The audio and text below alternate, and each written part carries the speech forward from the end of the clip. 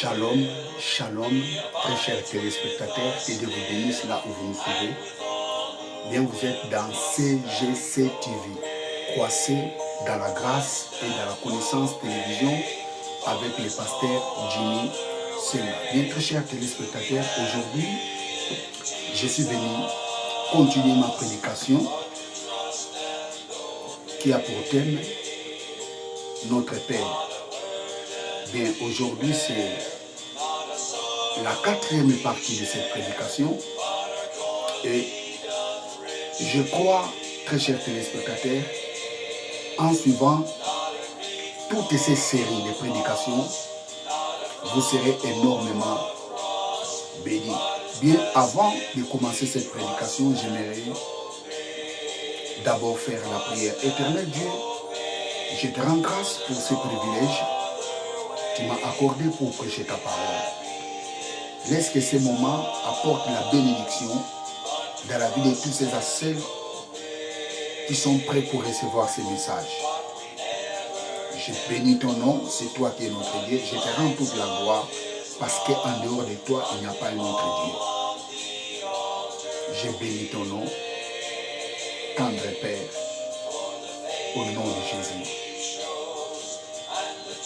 Amen. Praise God. Alléluia. Bien très chers téléspectateurs, comme je vous ai dit aujourd'hui, c'est la quatrième partie de cette série de prédications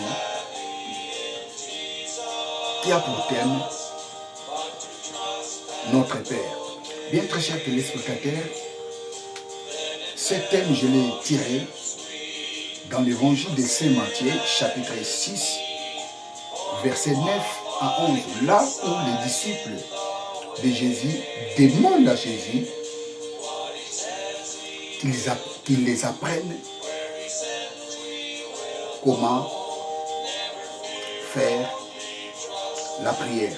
Donc je vous ai dit dans la première partie, la prière Notre Père, c'est un modèle de la prière. La prière Notre Père est un échantillon de la prière que Jésus avait faite pour montrer à ses disciples comment donc ils doivent faire la prière.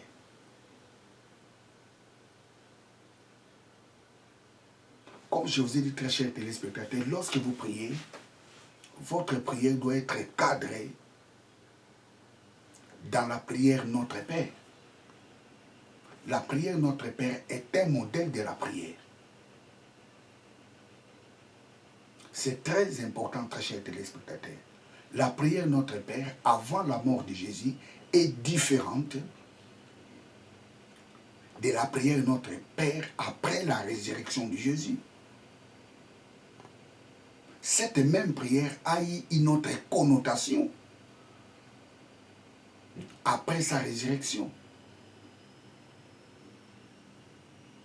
Avant sa mort, Jésus-Christ dit à ses disciples, lorsque vous priez, dites, notre Père qui est aux cieux, que ton nom soit sanctifié, que ton règne vienne. Et lorsque Jésus était sur la terre avant sa mort, les règnes de Dieu étaient venus, mais personne n'était entré dans ces règnes.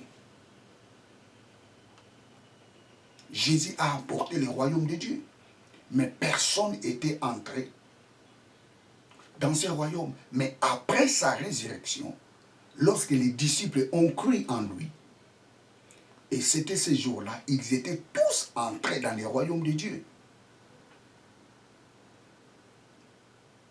Comme je vous ai dit, le royaume de Dieu a deux phases. La première phase, c'est le royaume de Dieu spirituel. La deuxième phase, c'est le royaume de Dieu physique. Et le royaume de Dieu physique sera installé à la seconde venue de Jésus. Donc, à sa première venue, Jésus nous avait apporté le royaume de Dieu spirituel. Donc, tous les chrétiens sont dans le royaume de Dieu. Donc, comme tous les chrétiens sont dans le royaume de Dieu, alors il est aberrant ou incompréhensible de voir un chrétien faire la prière au Père que ton royaume vienne. Non, nous sommes dedans. Nous sommes dans les royaumes de Dieu. Nous sommes dans ces royaumes. Vous voyez la différence? Avant sa mort,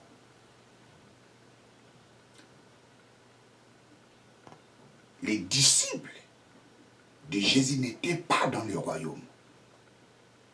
Mais après sa résurrection, c'était ces jours-là, des disciples étaient entrés dans les royaumes. Ils avaient entré dans les royaumes des spirituels. Et nous aussi, les jours où nous avions accepté Jésus-Christ comme Seigneur et Sauveur, c'était ces jours-là nous avions eu l'accès dans le royaume de Dieu. Donc nous sommes les fils du royaume. Praise God, Alléluia. Nous allons prendre la Bible et nous allons lire dans l'évangile de Matthieu, Matthieu chapitre 6. Matthieu chapitre 6, verset 9 à 11. Matthieu 6, 9 à 11. Praise God. Donc, voici donc comment vous devez prier. Notre Père qui est aux cieux, que ton nom soit sanctifié, que ton règne vienne, que ta volonté soit faite sur la terre comme au ciel. Donne-nous aujourd'hui notre pain de ce jour. Pardonne nos offenses, comme aussi nous pardonnons à ceux qui nous ont offensés. Ne nous induis pas en tentation, mais délivre-nous du malin, car c'est à toi qu'appartient dans tous les siècles les règnes, la puissance et la gloire. Amen. Donc aujourd'hui, nous allons parler sur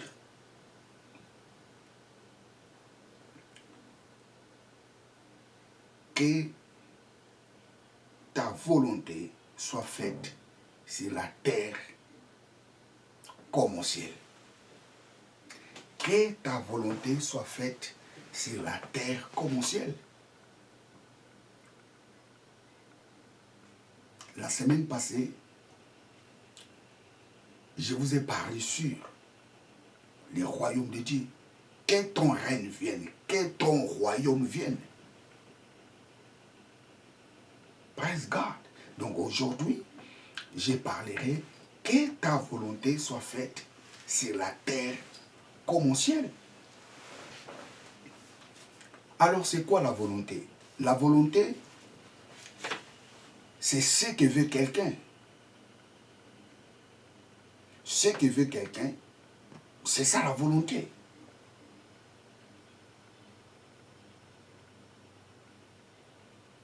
Donc lorsque la Bible dit que ta volonté soit faite sur la terre comme au ciel, ça signifie ce que Dieu veut au ciel. Et nous voulons que cette volonté-là puisse se manifester aussi sur la terre. Dieu sait que tu veux au ciel, nous voulons cela aussi sur la terre. Que ta volonté soit faite sur la terre comme au ciel. Laisse que ton vouloir qui se manifeste au ciel se manifeste aussi sur la terre. Donc la volonté, c'est ce que veut quelqu'un. Ce que tu veux, c'est là est ta volonté. Que ta volonté soit faite sur la terre comme au ciel. Ça, c'est la prière de Jésus. Jésus dit, hey, lorsque vous priez, dites que ta volonté qui est au ciel se manifeste aussi sur la terre. Vous savez pourquoi Jésus a dit comme ça? Parce que ce qui s'est passé ici sur la terre, ce n'était pas la volonté de Dieu. Vous savez, plusieurs choses nous voyons ici sur la terre, ce n'est pas la volonté de Dieu. Jésus dit, hey, lorsque vous priez, il faut que la volonté de Dieu qui se manifeste au ciel, cette même volonté se manifeste aussi sur la terre.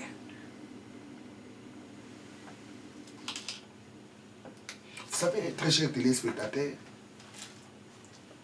dans l'Ancien Testament, personne ne connaissait la volonté de Dieu. Les gens connaissaient seulement une partie de la volonté de Dieu.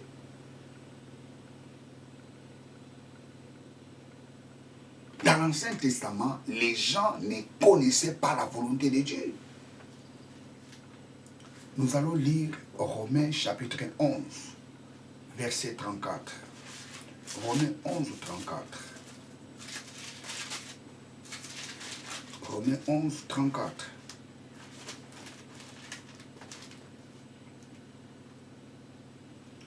Qui a connu la pensée du Seigneur? Ou qui a été son conseiller? Qui a connu la pensée du Seigneur? La pensée, c'est la volonté. Personne ne connaissait la pensée de Dieu dans l'Ancien Testament. Qui a connu la pensée du Seigneur? Nous allons lire Ésaïe 40.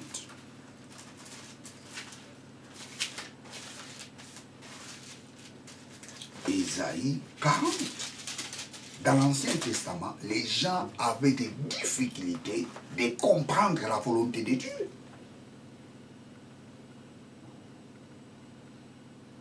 Ou je dirais, personne ne connaissait la volonté de Dieu.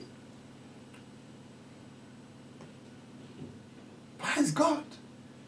D'une autre façon, je dirais, les gens avaient des difficultés de pratiquer la volonté de Dieu. Qui a connu la pensée du Seigneur?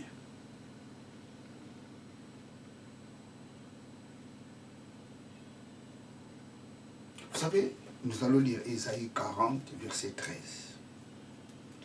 Ésaïe 40, 13. Qui a sondé l'Esprit de l'Éternel et qui l'a écréé, qui l'a éclairé de ses conseils? Qui a sondé l'Esprit de l'Éternel? Et ce même passage, l'apôtre Paul l'interprète dans l'épître aux Romains. Qui a connu la pensée du Seigneur? Personne ne connaissait la pensée du Seigneur. Et si vous lisez ces passages, la Bible nous parle de Christ.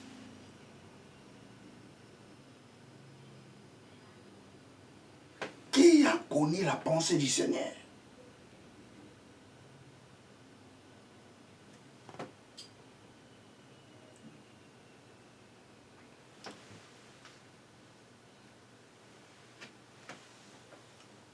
Vous savez, très chers téléspectateurs, après la chute de l'homme, la première pensée de Dieu était de sauver l'homme. Après la chute d'Adam et Ève, la première pensée de Dieu était de sauver le pécheur. Personne ne connaissait cette pensée. Ça, c'est la pensée principale de Dieu. Ça, c'est la volonté principale de Dieu. Sauver l'homme. Personne ne connaissait cette pensée. 1 Timothée, chapitre 2, verset 4. Épître de Timothée. Épître de Timothée. Première épître. Regarde. Première épître de Timothée.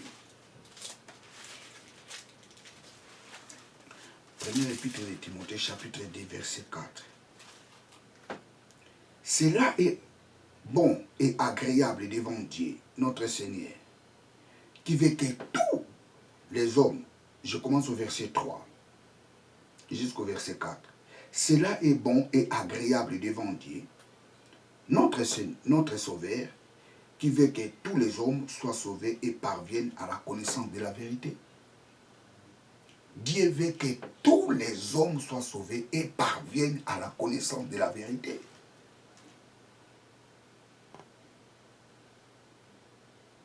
Ça, c'est la volonté de Dieu.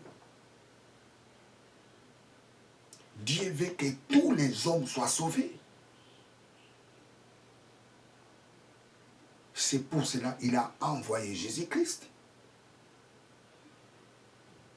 Ça, c'est la volonté principale de Dieu. C'est la volonté primordiale de Dieu. C'est de sauver l'homme. Écoute, toi qui me regardes, très cher téléspectateur. Dieu a envoyé Jésus-Christ pour mourir pour toi. Dieu a envoyé Jésus-Christ de mourir à ta place.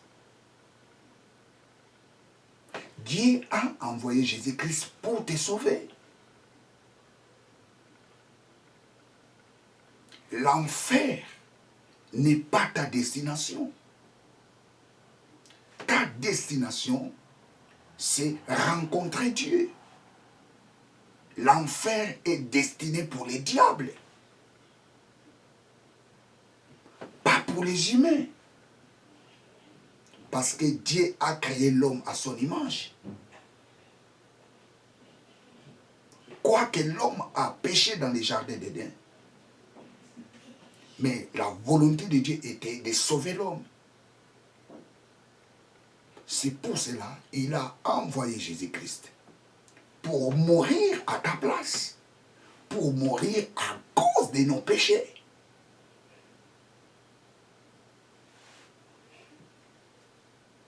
Dieu veut que tous les hommes soient sauvés. Non, je vais relire ces passages.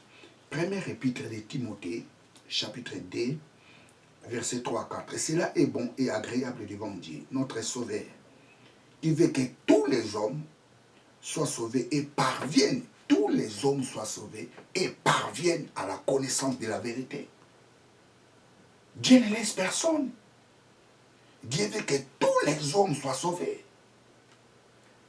Les noirs, les jaunes, les rouges, les blancs. Dieu veut que tous les hommes soient sauvés.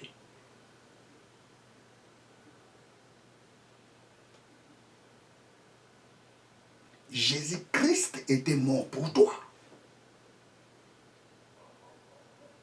C'est toi qui devrais mourir.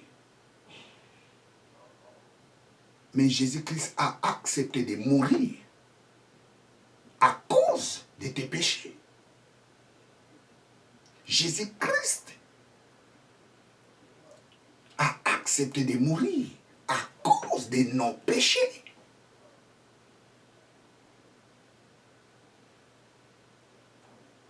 Praise God. Donc, pour être sauvé, il faut l'accepter comme Seigneur et Sauveur. Le salut est dans ta porte. Le salut est dans ta porte. Il suffit seulement de l'accepter comme Seigneur et Sauveur. Tu es sauvé. Je répète encore, le salut est dans ta porte. Le salut est devant toi. Le salut, c'est Christ. Ça, c'est la volonté de Dieu.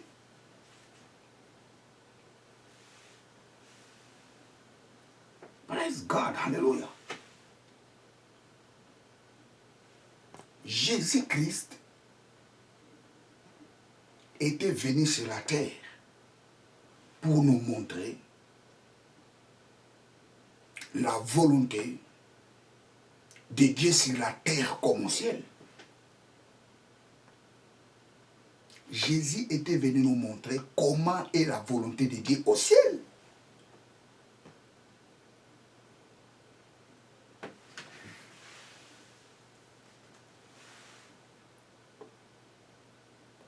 au ciel, il n'y a pas de pécheurs, Jésus était venu pour sauver les pécheurs. Ça, c'est la volonté de Dieu. S'il y avait des pécheurs au ciel, Jésus n'allait pas venir. Parce que c'est la même chose. Au ciel, il y a des pécheurs. C'est normal aussi sur la terre qu'on puisse avoir les pécheurs. Mais ce n'est pas ça la volonté de Dieu. Comme il n'y a pas de pécheurs au ciel, Dieu veut aussi que sur la terre, on ne puisse pas avoir les pécheurs. C'est pour cela que Dieu a envoyé Jésus-Christ sur la terre. Ça, c'est la volonté de Dieu.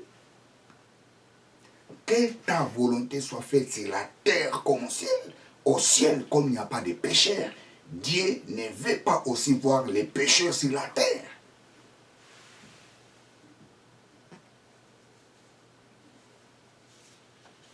La Bible nous dit Dieu ne veut pas la mort des pécheurs. Dieu veut que les pécheurs se répandent. Dieu veut la repentance des pécheurs. Dieu veut que les pécheurs abandonnent leurs péchés. Ça, c'est la volonté de Dieu. Que ta volonté soit faite sur la terre comme au ciel. Praise God, hallelujah. Écoutez, très chers téléspectateurs, les jours où nous avions accepté Jésus-Christ comme Seigneur et Sauveur, c'était ces jours-là. Dieu nous a révélé les mystères de sa volonté. Vous savez, dans l'Ancien Testament, les gens ne connaissaient pas la volonté de Dieu. Et c'est pour cela que Dieu a envoyé Jésus-Christ pour nous montrer la volonté de Dieu. Cette volonté qui se manifeste au ciel, Dieu veut que cette même volonté puisse se manifester sur la terre, dans la vie des hommes. Dieu veut que les gens qui vivent sur la terre puissent vivre sa volonté. Dans l'Ancien Testament, les gens ne connaissaient pas la volonté de Dieu.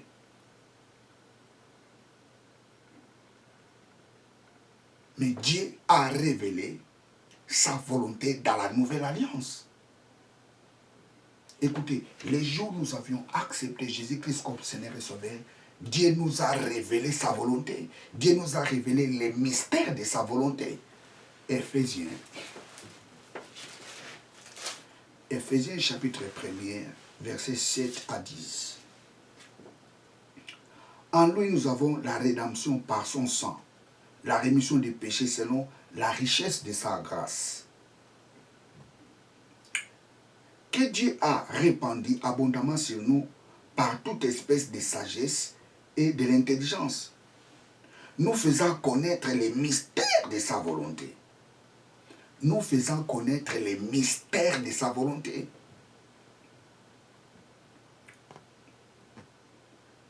Selon les bienveillants, les desseins qu'il avait formés en lui-même. Dieu a voulu nous révéler sa volonté. Oh, praise God. Dieu a voulu lui-même nous révéler les mystères de sa volonté. Cette volonté-là, les gens de l'Ancien Testament ne connaissaient pas. Dieu nous a révélé les mystères, la profondeur de sa volonté. Praise God. Dans l'Ancienne Alliance, les gens ne connaissaient pas la volonté de Dieu. Mais dans la Nouvelle Alliance, Dieu nous a révélé les mystères de sa volonté. Alléluia. La Bible nous dit, Romains chapitre 12, verset 2. Romains chapitre 12, verset 2. Romains 12, 2. Romains 12, 2. Ne vous conformez pas au siècle présent, mais soyez transformés par le renouvellement de l'intelligence, afin que vous discerniez quelle est la volonté de Dieu, ce qui est bon, agréable et parfait. Ne vous conformez pas au siècle présent, mais soyez transformés par les renouvellements de l'intelligence, afin que vous discerniez quelle est la volonté de Dieu, ce qui est bon, agréable et parfait. Dieu nous a révélé les mystères de sa volonté. Tous les chrétiens connaissent la volonté de Dieu. Dieu nous a révélé les mystères de sa volonté.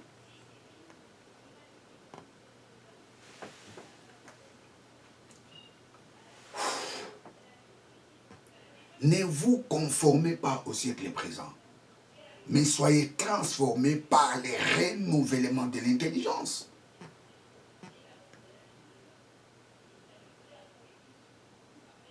Soyez transformés par les renouvellements de l'intelligence, pour que vous discerniez quelle est la volonté de Dieu.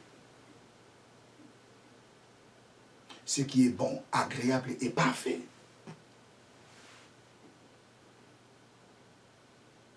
Vous savez, très chers téléspectateurs, aujourd'hui, plusieurs gens sont dans la confusion. Parce qu'ils ne veulent pas se conformer à la volonté de Dieu. La Bible nous dit, ne vous conformez pas au siècle présent, mais soyez transformés par les renouvellements de l'intelligence, pour que vous discerniez quelle est la volonté de Dieu.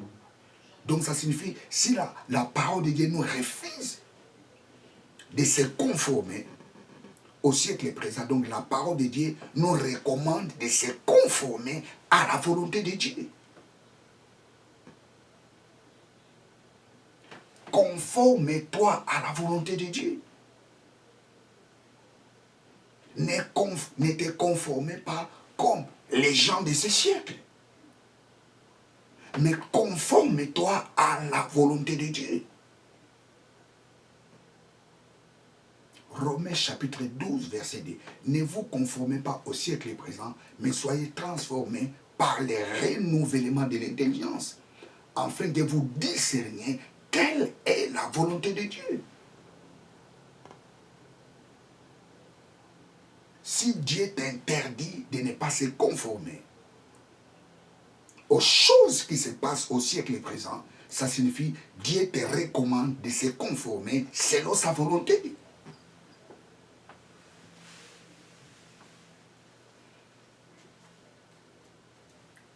Alléluia.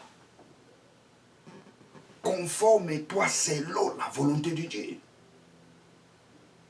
Ne te conforme pas comme les gens de ce siècle. Ne parlez pas comme les gens de ce siècle. N'entrez pas dans les pratiques comme font les gens de ce siècle. Ne pense pas comme les gens de ce siècle. Pense comme pense la parole de Dieu.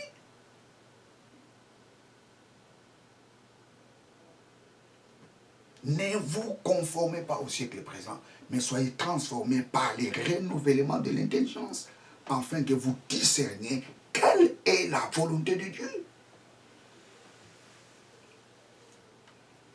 Et dans ce passage, nous voyons 3 dimensions de la volonté de Dieu. La Bible nous dit que Dieu nous a révélé les mystères de sa volonté. Et dans l'épître aux Romains, l'apôtre Paul nous révèle 3 dimensions de la volonté de Dieu. Je relis. Chapitre 12, verset 2. Ne vous conformez pas au siècle présent, mais soyez transformés par les renouvellements de l'intelligence, afin que vous discerniez quelle est la volonté de Dieu, ce qui est bon, agréable et parfait. 3 dimensions de la volonté de Dieu. La première dimension, la volonté bonne de Dieu. La deuxième dimension, la volonté agréable de Dieu. La troisième dimension, c'est la volonté parfaite de Dieu.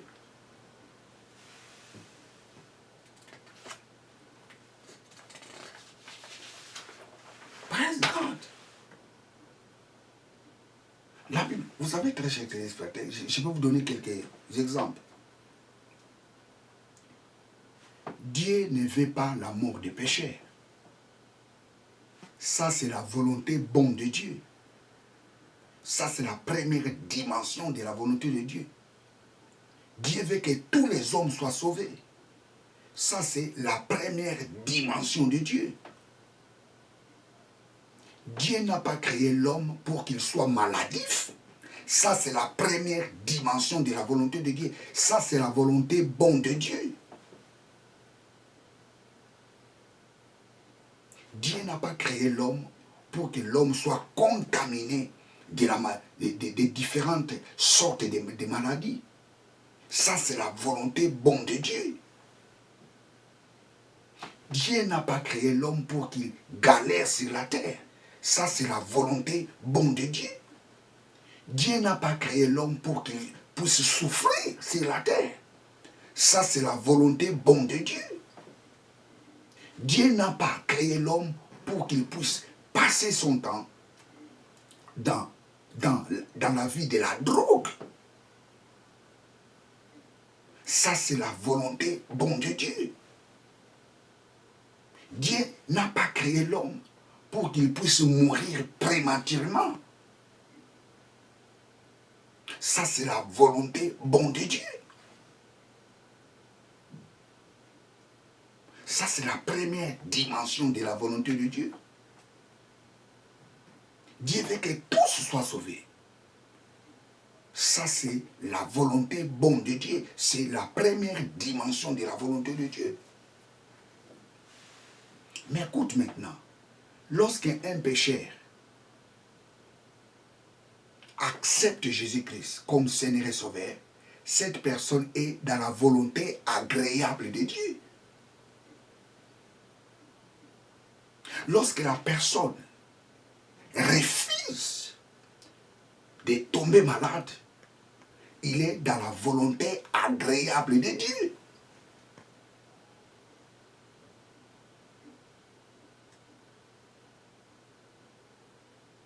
Lorsque la personne refuse la pauvreté dans sa vie, cette personne est dans la volonté agréable de Dieu.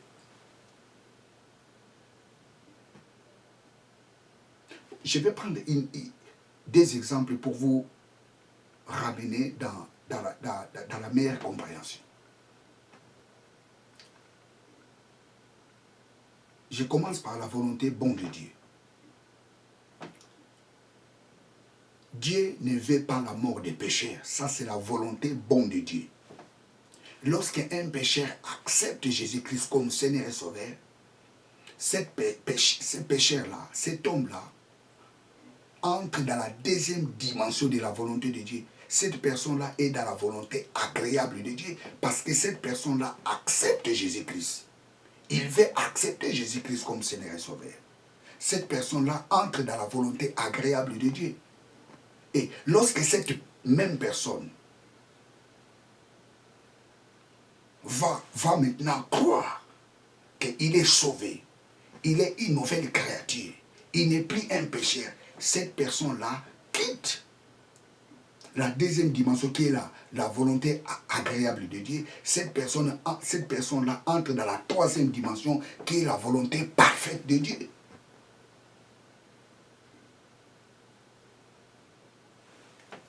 Je recommence. Dieu ne veut pas la mort des pécheurs. Si d'accepter Jésus-Christ comme Seigneur et Sauveur, il entre dans la volonté agréable de Dieu. La volonté bonne de Dieu, Dieu ne veut pas la mort des pécheurs. La volonté agréable de Dieu, lorsque la personne prend la décision d'accepter Jésus-Christ comme Seigneur et Sauveur, cette personne entre dans la volonté agréable de Dieu. Et lorsque cette personne qui est entrée dans la volonté agréable de Dieu croit en lui, il n'est plus la même personne, il est devenu une nouvelle créature. Il est sauvé. Il est né de nouveau. Cette personne-là quitte la volonté agréable de Dieu et il entre dans la dimension de la volonté parfaite de Dieu. Je prends un deuxième exemple. Dieu n'a pas créé l'homme pour qu'il puisse tomber malade. Ça, c'est la volonté bonne de Dieu. Dieu n'a pas créé l'homme pour qu'il soit maladif. Dieu n'a pas créé l'homme pour qu'il puisse contaminer, pour qu'il soit contaminé des différentes sortes de maladies. Ça, c'est la volonté bonne de Dieu. Et la volonté agréable de Dieu, c'est quoi? Lorsque la personne prend la décision que non, je refuse de tomber malade. Parce que Dieu n'a pas créé l'homme pour qu'il soit maladif. Dieu n'a pas créé l'homme pour qu'il puisse être contaminé de la maladie. Lorsque la personne prend cette décision, cette personne-là entre dans la volonté agréable de Dieu. Et lorsque cette personne qui est entrée dans la volonté agréable de Dieu commence maintenant à confesser cela, la bonne santé est ma part. Je refuse de tomber malade. La bonne santé est ma part. Mon corps est le temple du Saint-Esprit. La bonne santé est dans tout mon corps. Elle est dans mes os, dans mes reins, dans mes nerfs. Cette personne commence à confesser ce que la parole de Dieu dit. Cette personne-là entre dans la volonté parfaite de Dieu. Je prends un autre exemple. Voler n'est pas bon. Ça, c'est la volonté bonne de Dieu. Tu ne peux pas voler l'objet de quelqu'un. Ça, c'est la volonté bonne de Dieu. Et lorsque un voleur prend la décision de ne plus voler, ces voleurs-là entrent dans la volonté agréable de Dieu. Et lorsque cette même voleur-là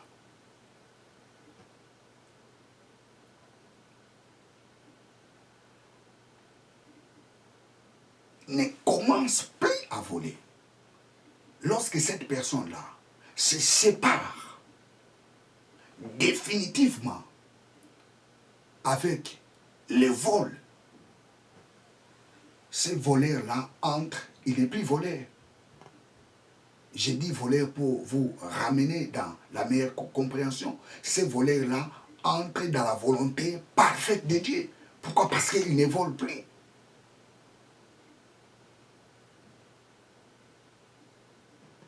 Les trois dimensions de la volonté de Dieu. Vous savez, un jour, j'en parlerai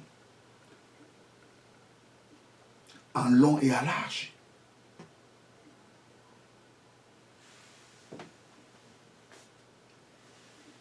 Ne vous conformez pas au siècle présent, mais soyez transformés par les renouvellements de l'intelligence, afin que vous discerniez quelle est la volonté de Dieu.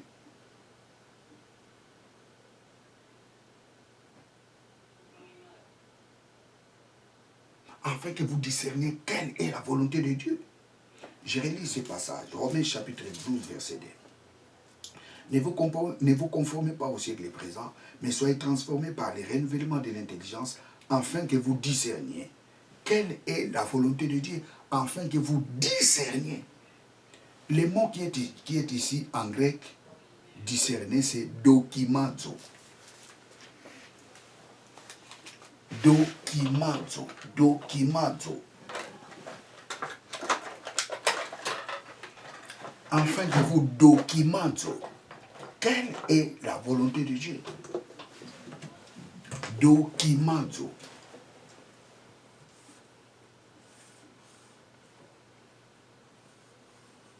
Do.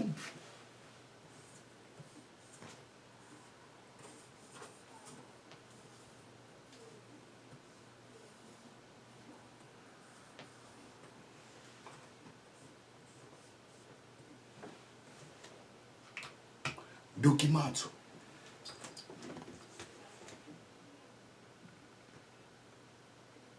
Dokimazo, ça signifie mettre à l'épreuve.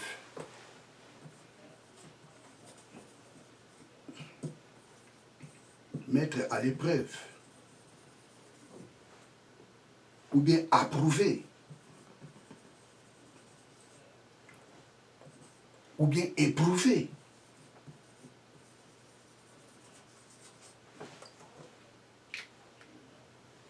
Documento.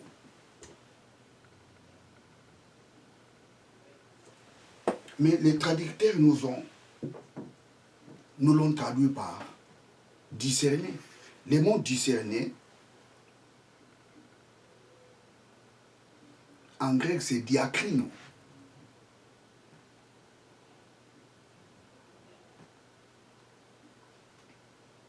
Mais ce n'est pas le mot qui est là-bas. Le mot qui est là-bas, c'est documento.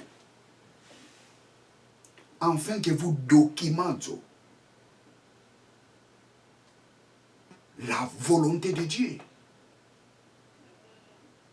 Ne vous conformez pas au siècle présent, mais soyez transformés par les renouvellements de l'intelligence, afin que vous documento, afin que vous puissiez mettre à l'épreuve la volonté de Dieu.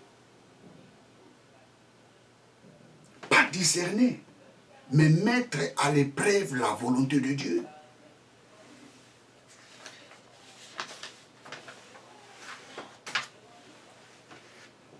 Écoutez très chers téléspectateurs, il y a une grande différence entre mettre Dieu à l'épreuve et mettre sa volonté à l'épreuve.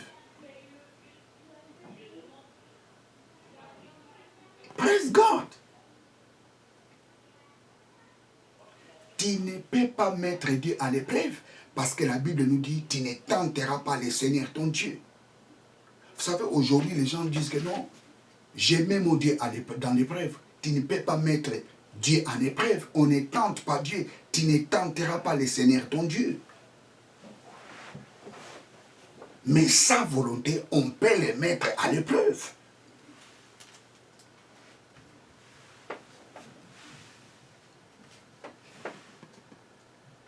Tu ne peux pas mettre Dieu à l'épreuve. Mais tu peux mettre sa volonté à l'épreuve. C'est la Bible qui nous le dit. Ne vous conformez pas au siècle présent, mais soyez transformés par les renouvellements de l'intelligence, afin que vous documentez. La Bible ne dit pas diacrino.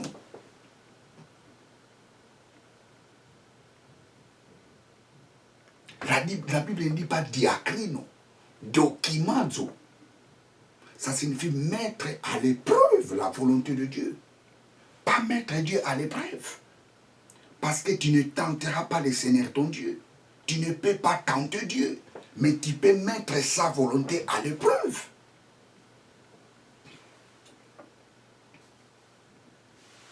Praise God.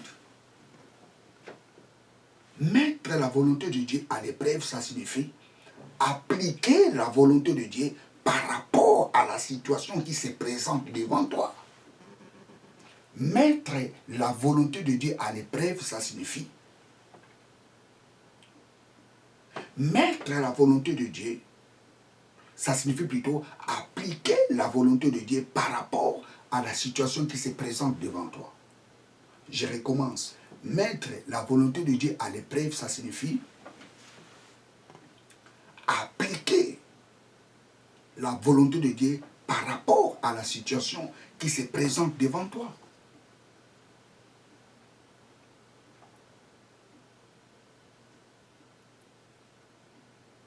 Ça, c'est mettre la volonté de Dieu à l'épreuve. Je vais vous donner un exemple.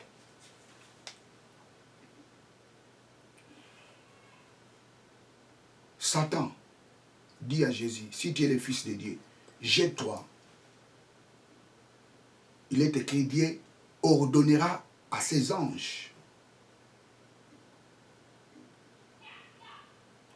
de te garder, afin que tes pieds ne se heurtent contre une pierre. D'une autre façon claire, je dirais, Satan dit à Jésus, Jésus, jette-toi. La parole de Dieu dit, il te sauvera, tu ne mourras pas s'il te jette. Jésus a dit, tu ne tenteras pas le Seigneur ton Dieu. Pourquoi Jésus a dit comme ça? Tu ne peux pas tenter Dieu à cause de rien.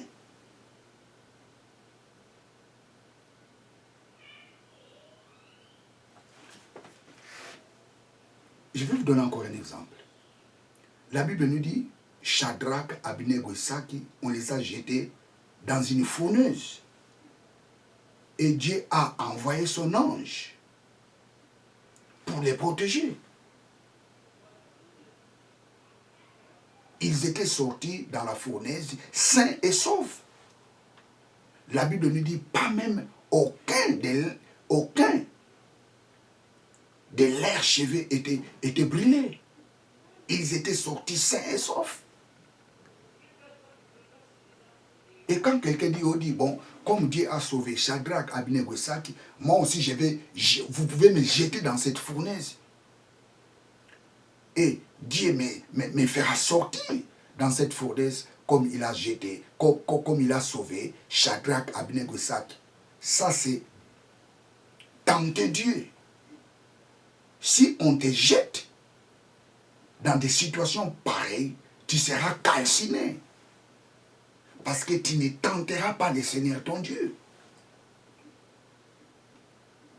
La Bible nous dit on a jeté Daniel dans les trous des lions. Ou je dirais on a jeté Daniel dans un zoo où il y avait des lions. Mais Dieu a protégé Daniel. Et à cause de rien, et si quelqu'un dit, oh voilà, vous pouvez me jeter dans un zoo là où il y a des lions, les lions ne me feront rien parce que le même Dieu qui a protégé Daniel me protégera. Ça c'est mettre Dieu à l'épreuve. Si on te met dans des situations pareilles, tu seras dévoré par des lions. Parce que là, tu as mis Dieu en tentation. Tu as tenté Dieu. Mais mettre la volonté de Dieu à l'épreuve, ça signifie appliquer la volonté de Dieu. Lorsque une situation se présente dans ta vie,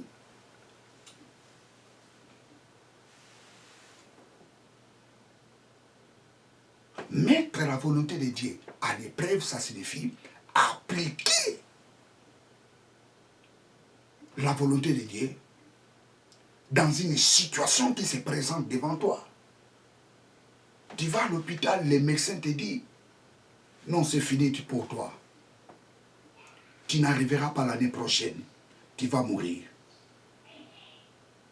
Et là, il faut appliquer, il faut mettre la volonté de Dieu à l'épreuve. Oh, je ne peux pas mourir parce que par ces maîtresses, nous avons été guéris. Ce que vous avez dit, ça ne se réalisera pas parce que par les maîtresses de Jésus, j'ai été guéri. Ça, c'est mettre la volonté de Dieu à l'épreuve.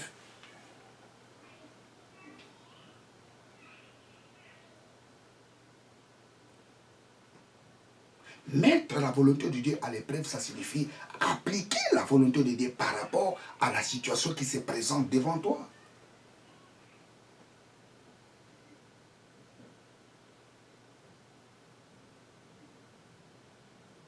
Devant les difficultés, devant des situations impossibles, mets la volonté de Dieu à l'épreuve. C'est ça la Bible nous dit. Ne vous conformez pas au siècle présent, mais soyez transformés par le renouvellement de l'intelligence pour mettre, afin que vous mettiez la volonté de Dieu à l'épreuve.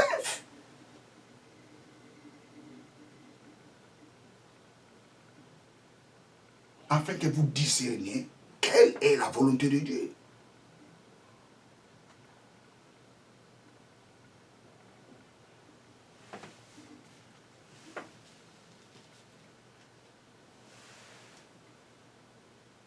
On ne met pas Dieu à l'épreuve, mais on met sa volonté à l'épreuve. Mettre la volonté de Dieu à l'épreuve, ça signifie appliquer la volonté de Dieu par rapport à la situation qui se présente devant toi. Les médecins t'ont dit que Tu ne peux plus être en grossesse. Tu ne peux plus concevoir. Parce que tu as les problèmes dans ton organisme.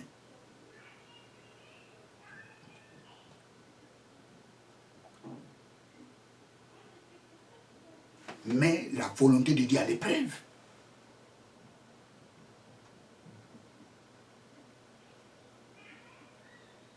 La volonté de Dieu est que tu ne sois pas stérile. La volonté de Dieu est que tu remplisses la terre. Ça, c'est la volonté de Dieu. La volonté de Dieu est que tu ne puisses pas être stérile.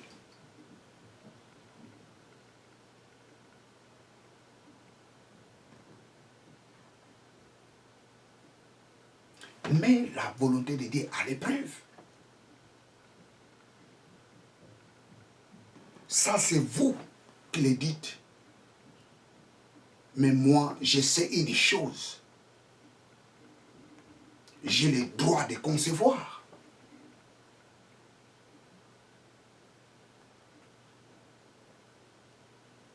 Là, tu mets la volonté de Dieu à l'épreuve.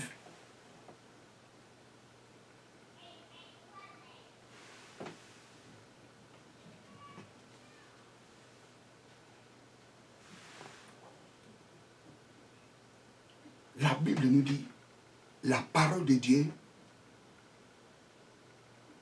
est la bonne santé pour nous. La parole de Dieu était, la bonne santé, plutôt la parole de Dieu est la santé pour nous. La parole de Dieu est un médicament pour nous. Proverbe chapitre 3 verset 8.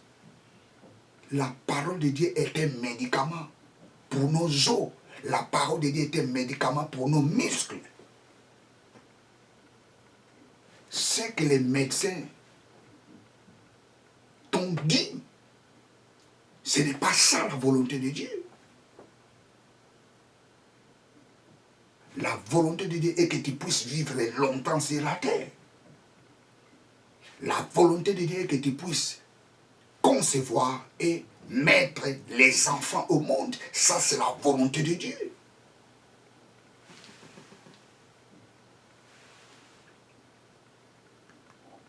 La volonté de Dieu est que tu ne meurs pas trop jeune. La Bible nous dit, je prolongerai le nombre de tes jours sur la terre. Tu ne peux pas mourir jeune. Ce n'est pas la volonté de Dieu. La volonté de Dieu est que tes jours soient prolongés sur la terre.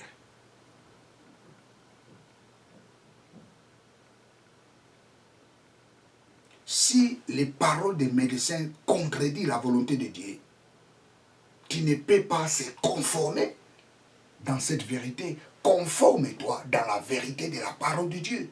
C'est pour ça que la Bible nous dit, ne vous conformez pas au siècle présent.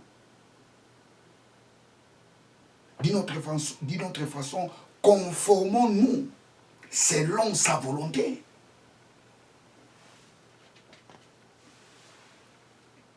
Vous savez, David s'est conformé, ou je dirais, David a mis à l'épreuve la volonté de Dieu.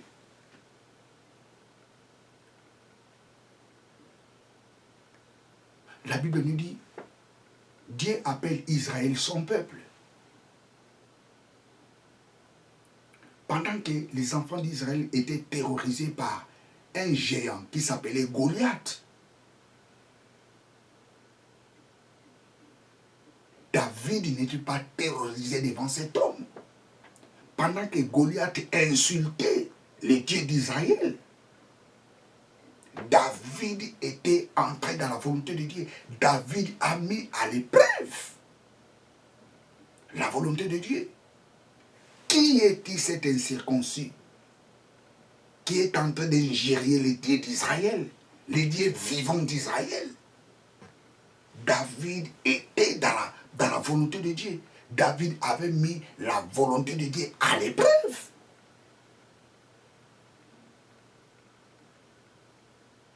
David a dit, moi je vais te tuer. Et Goliath, quand il regardait David, Goliath disait, mais quel est ce chien qui veut faire la guerre avec moi?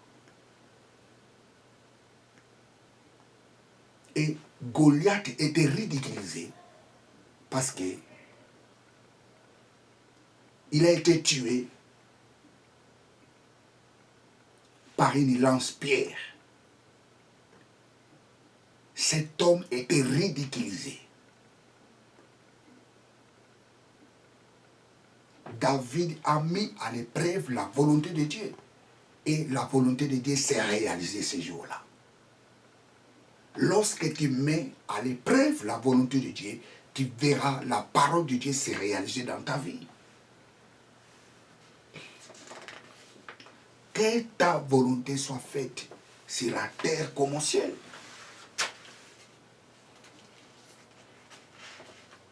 Écoutez, très chers téléspectateurs, Dieu nous a révélé sa volonté en Christ. Dieu nous a révélé sa volonté en Christ. C'est à nous maintenant de comprendre cette volonté.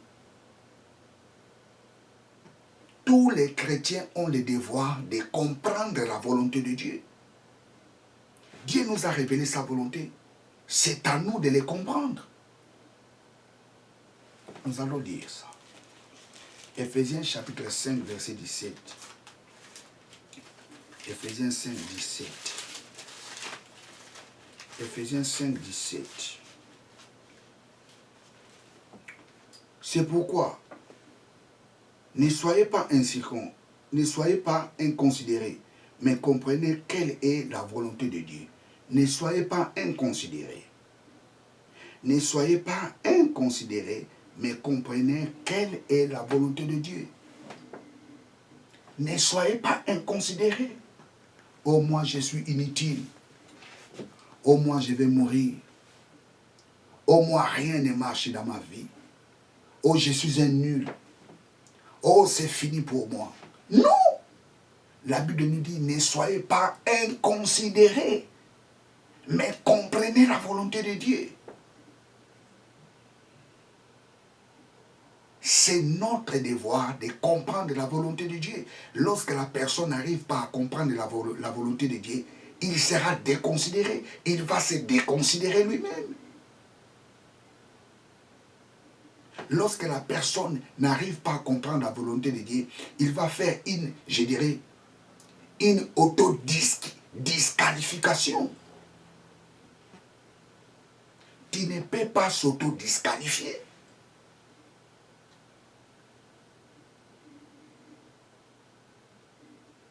Ne soyez pas inconsidérés, mais comprenez quelle est la volonté de Dieu. C'est à nous de comprendre la volonté de Dieu. Dieu nous a révélé sa volonté. C'est à nous maintenant de comprendre cette volonté.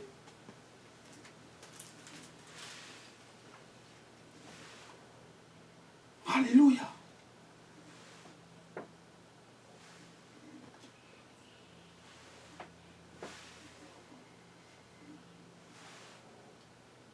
C'est à nous de comprendre la volonté de Dieu. La volonté de Dieu au ciel, c'est quoi? Aucun ange est jaloux. Aucun ange est jaloux au ciel. Et toi, sur la terre, tu ne peux pas être jaloux. Ça, c'est la volonté de Dieu.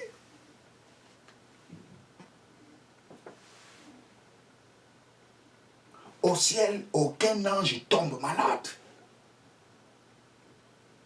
Sur la terre, tu dois refuser de tomber malade.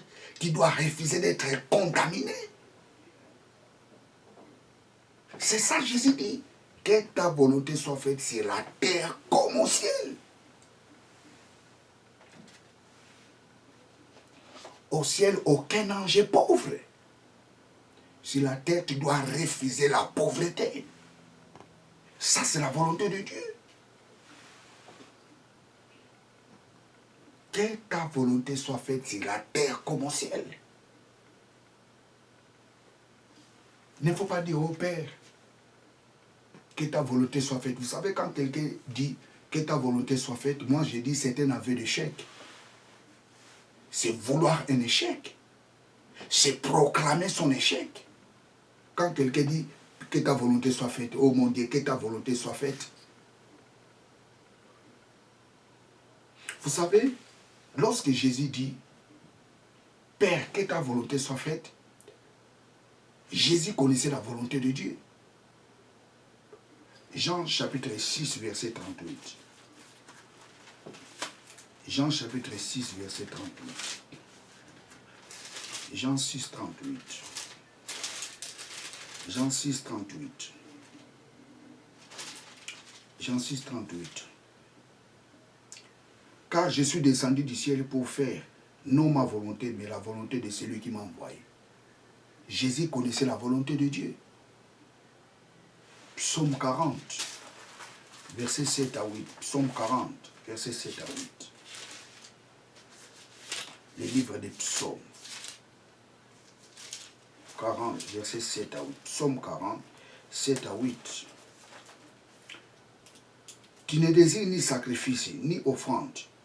Tu m'as ouvert les oreilles. Tu demandes ni holocauste, ni victime expiatoire. Alors, j'ai dit, voici, je viens avec les rouleaux du livre écrit pour moi. 9.